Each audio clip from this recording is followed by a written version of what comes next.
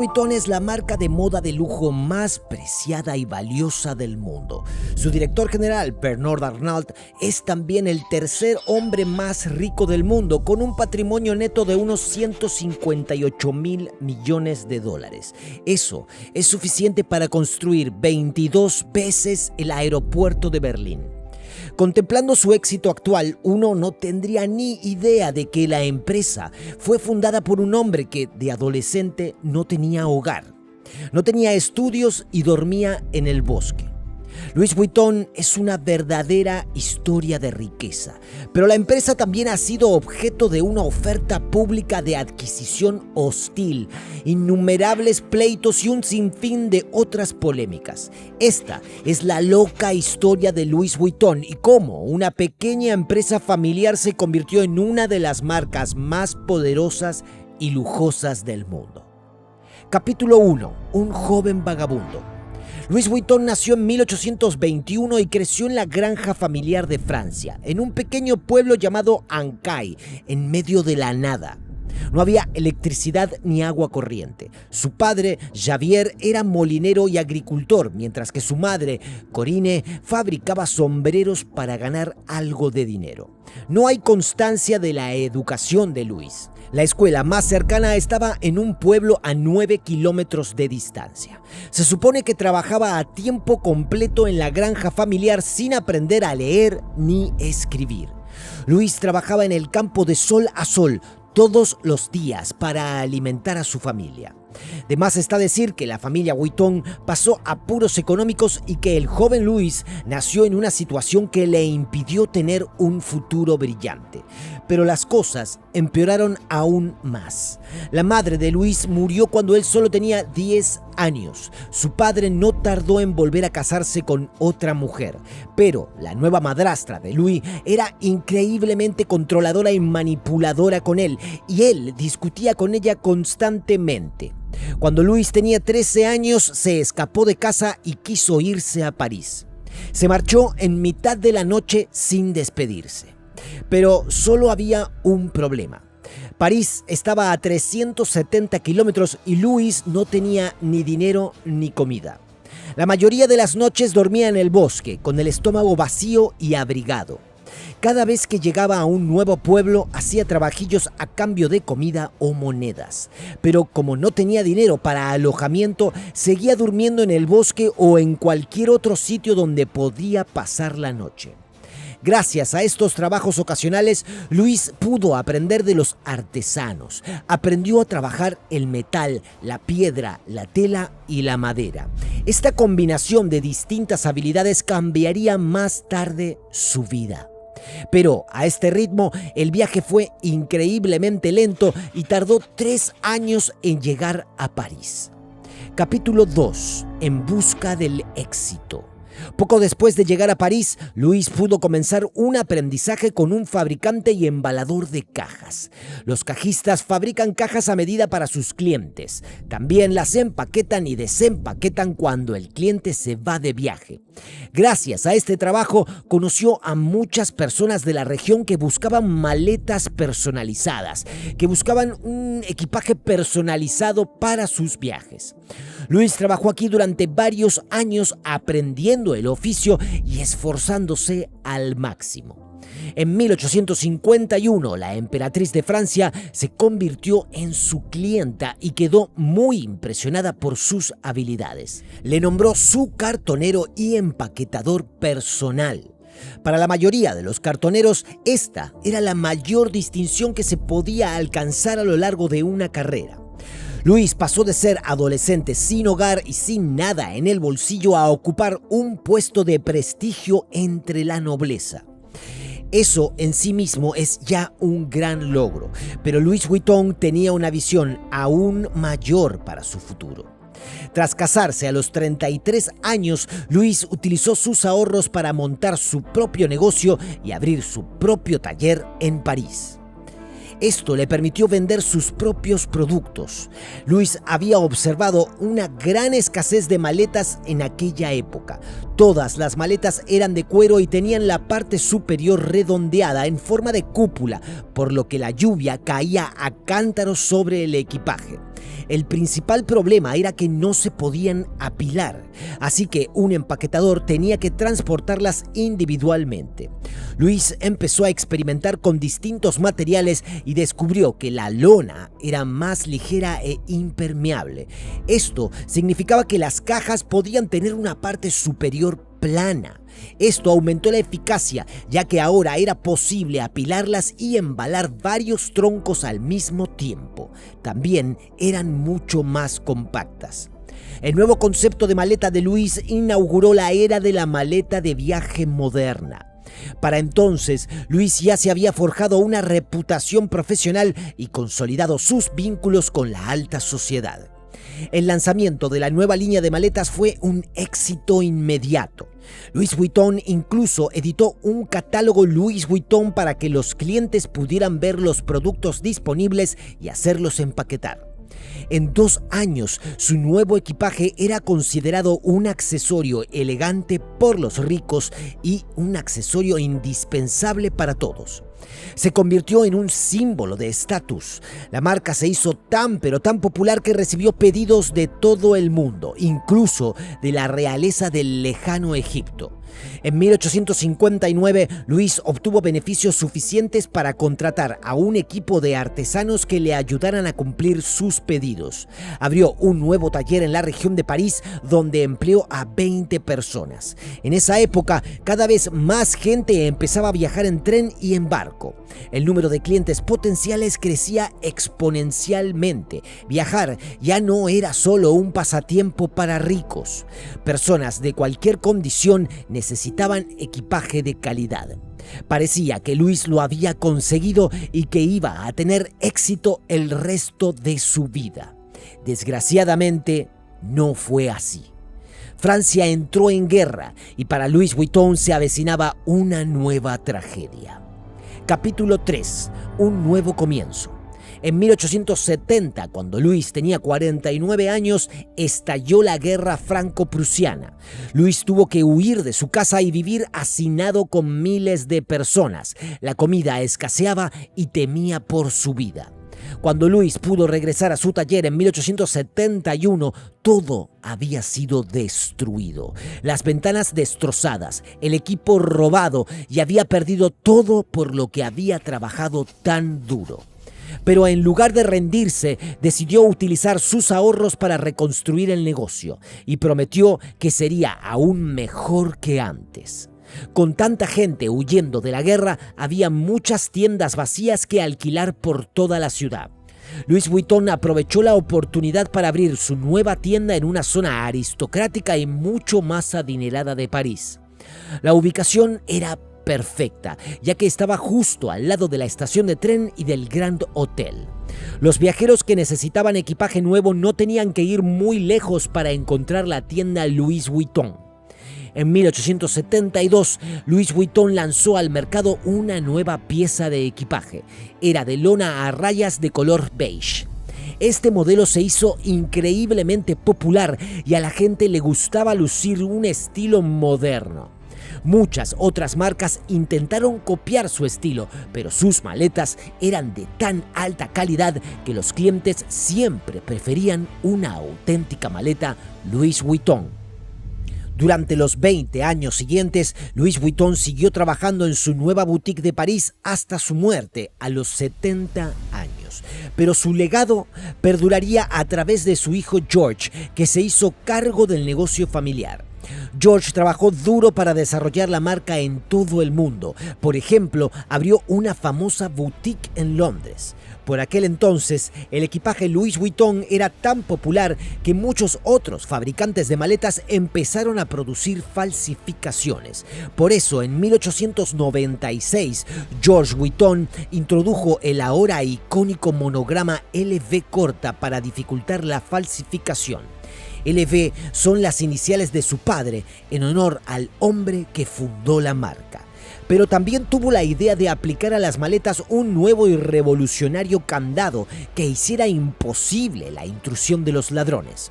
En 1900, la empresa ya contaba con 100 empleados y seguía creciendo año tras año. Todos los empleados reciben una formación exhaustiva para convertirse en expertos en la fabricación de maletas. Incluso hoy en día, los empleados de Louis Vuitton reciben entre 18 meses y 2 años de formación antes de que se les permita fabricar productos por sí mismos. La empresa también ha comenzado a desarrollar una nueva línea de productos. El mérito es de otro ícono de la moda, Coco Chanel. En 1925 encargó un pequeño bolso en forma de cúpula. Al principio era un modelo diseñado personalmente para ella. Más tarde, sin embargo, se fabricó en serie. Se llamó entonces Alma y fue un éxito rotundo. Louis Vuitton decide entonces producir otros pequeños bolsos de piel como el Equipal, el Speedy y el Noé. Antes de Louis Vuitton, los bolsos solían considerarse poco elegantes y engorrosos, pero la empresa contribuyó a ponerlos mucho más de moda. Cuando George Vuitton murió en 1936, la empresa pasó a manos de su hijo, Gaston Louis. Sin embargo, Gaston se hizo cargo de la empresa en un momento muy complicado. Unos años más tarde, Francia estaba de nuevo en guerra. Durante la Segunda Guerra Mundial se cancelan los contratos y Gaston se ve obligado a cerrar la fábrica Louis Vuitton. París vuelve a estar sitiada y la única forma que tiene Gaston Vuitton de salvar su empresa es colaborar con la Alemania nazi. La escritora Stéphanie Bonvicini ha escrito un libro titulado Louis Vuitton, una saga francesa. Mientras investigaba los archivos de la empresa, pidió ver documentos que se remontaban a la Segunda Guerra Mundial. Los representantes de la empresa trataron inmediatamente de negarle la información. Alegaron que todos los documentos de los años 30 a 1945 habían sido destruidos en un incendio. Pero cuando Stephanie indagó en otros documentos históricos, descubrió que Louis Vuitton había conseguido abrir una boutique de lujo en la planta baja del hotel en aquella época y solo porque colaboraba con el régimen nazi. Mientras tanto, muchas otras marcas se vieron obligadas a cerrar sus puertas por negarse a colaborar con los nazis. Naturalmente, la empresa se avergonzó de esta parte de su historia, pero sostiene que Gaston hizo lo que tenía que hacer para poder garantizar la supervivencia de la empresa. Otros diseñadores, como Coco Chanel, también colaboraron con los nazis para evitar la destrucción de sus negocios en París. Si no hubieran optado por colaborar con el enemigo, probablemente sus marcas hoy no existirían. Capítulo 4. La batalla por Louis Vuitton. Cuando Gaston murió en 1970, su yerno, Henri Recamier, asumió la dirección de la marca Louis Vuitton. Ya estamos en la 4ª generación, pero a diferencia de sus antepasados, Henri Recamier ya tenía una gran experiencia empresarial gracias a una empresa que ya había dirigido. Cuando tomó el timón de Louis Vuitton, fue capaz de llevar la marca a un nivel completamente nuevo. Henri comenzó a cambiar radicalmente la marca Louis Vuitton, transformándola de un negocio familiar a una gran empresa. El modelo de negocios de Louis Vuitton pasó de la venta al por mayor a la venta por menor. En 1978, Louis Vuitton ya estaba presente en muchos otros países, incluido Japón. En 6 años, teniendo en cuenta la inflación moderna, las ventas pasaron de 20 millones a 260 millones de dólares. En 1984, Henry decide sacar la empresa a la bolsa y Louis Vuitton vende 1 millón de acciones a $63,63 cada una. Aprovechando este impulso y la entrada de efectivo, Henry empezó a abrir más tiendas en todo el mundo. En 1987, las ventas de Louis Vuitton habían alcanzado los $1,000 millones. Era mucho más de lo que el joven Louis había soñado cuando abrió su primera tienda en París. Henry también decidió fusionar la empresa con Moet Hennessy, una compañía de bebidas de lujo que producía champán y coñac. Juntos formaron un nuevo conglomerado de lujo llamado LVMH. En teoría, La fusión les habría permitido aunar recursos y crecer aún mucho más rápido. Por desgracia, tras la fusión, Henry no comenzó a llevarse bien con el presidente de Moet Hennessy. Así que Henry pidió a un exitoso promotor inmobiliario conocido suyo, Bernard Arnault, que le ayudara a gestionar la situación. Desgraciadamente, la invitación a Arnault como inversor resultó contraproducente. Bernard compró en secreto el 43% de Louis Vuitton. También recibió el apoyo de las familias Moet y Hennessy para reforzar su poder dentro de la empresa. Henry se sintió traicionado por el hombre que había traído para apoyarle, así que llevó a Bernard a los tribunales y le exigió que dejara de tener una participación mayoritaria en Louis Vuitton. Pero finalmente el tribunal falló a favor de Bernard. Henry estaba tan furioso por haber sido traicionado por su amigo que decidió dejar su trabajo en Louis Vuitton. Por primera vez en casi 100 años, ningún miembro de la familia Vuitton participaba en la marca. Tras el drama de la adquisición hostil de Bernard, las ventas empezaron a caer. Los periodistas dejaron de hablar de la marca y durante un tiempo pareció que la empresa iba a quebrar. Pero Bernard sabía cómo enderezar el rumbo. Louis Vuitton volvió al candelero colaborando con varios diseñadores en su colección del centenario. Grandes nombres como Vivienne Westwood e Isaac Mizrahi crearon su propia interpretación del ícono monograma LV. Crearon productos que los clientes nunca habían visto antes y la gente volvía para hacerse con un bolso de Louis Vuitton. Al final, la inversión de Bernard en Louis Vuitton dio sus frutos. Hoy es el director general de LVMH y en 2021 fue nombrado oficialmente por Forbes el hombre más rico del mundo con una fortuna de más de $180 mil millones. Por supuesto, estas clasificaciones cambian según los movimientos de las cotizaciones, pero casi siempre está en el top 5 de las personas más ricas del mundo, junto con Jeff Bezos, Elon Musk, Gates y Buffett. Pero de todos estos nombres, Bernard Arnault es sin duda el menos conocido, ya que prefiere mantenerse alejado de los focos. Lo que sí sabemos es que tiene una reputación sin escrúpulos en el mundo de los negocios. Se le conoce como el lobo de Cachemira. Por eso, LVMH posee ahora más de 70 marcas diferentes, adquiridas mediante adquisiciones y fusiones. La empresa posee muchas de las marcas más lujosas del mundo y, sin embargo, todo comenzó con un adolescente vagabundo en bancarrota. Capítulo 5. Louis Vuitton hoy. En el mundo moderno, Louis Vuitton ha ampliado su marca con nuevos y coloridos estilos que atraen a un público más joven. En 1997, Marc Jacobs fue nombrado director creativo. Diseñó la primera línea de Pret-a-Porter y creó la popular línea de bolsos con monogramas. También creó la popular línea Vernisse de bolsos con monogramas. Marc Jacobs también amplió la gama de productos Louis Vuitton para incluir relojes, joyas y gafas de sol. Finalmente, abandonó Louis Vuitton para lanzar su propia línea de ropa y accesorios. Louis Vuitton cuenta con todo un equipo de abogados que vigilan las infracciones de derechos de autor y no dudan en demandar si creen que alguien está copiando el logotipo de la marca. Louis Vuitton incluso llevó a Google a los tribunales porque los resultados de las búsquedas y los anuncios conducían a bolsos falsificados.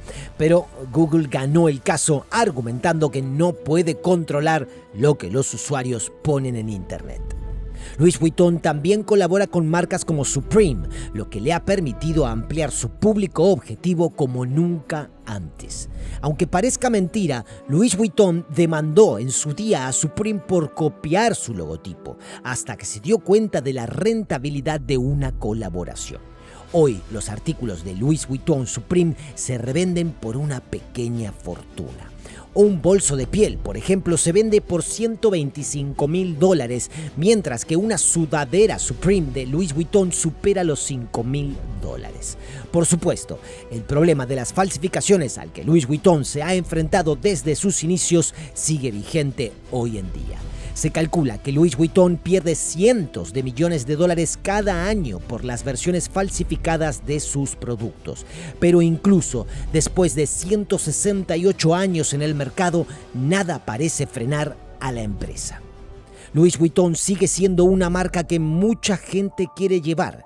También es la favorita de ricos y famosos. Actualmente es la primera marca de moda del mundo con un valor de $39,000 millones. Con más de 400 tiendas, Louis Vuitton está presente en casi todas las grandes ciudades del mundo. Pero, ¿y tú? ¿Qué piensas de Louis Vuitton? ¿Crees que la marca tiene un precio excesivo para la publicidad que genera? ¿O crees que la calidad de los productos justifica su elevado precio? Si aún no te has suscrito a este canal, no dudes en dejarnos una suscripción gratuita y pulsar también el botón de me gusta. Hasta la próxima.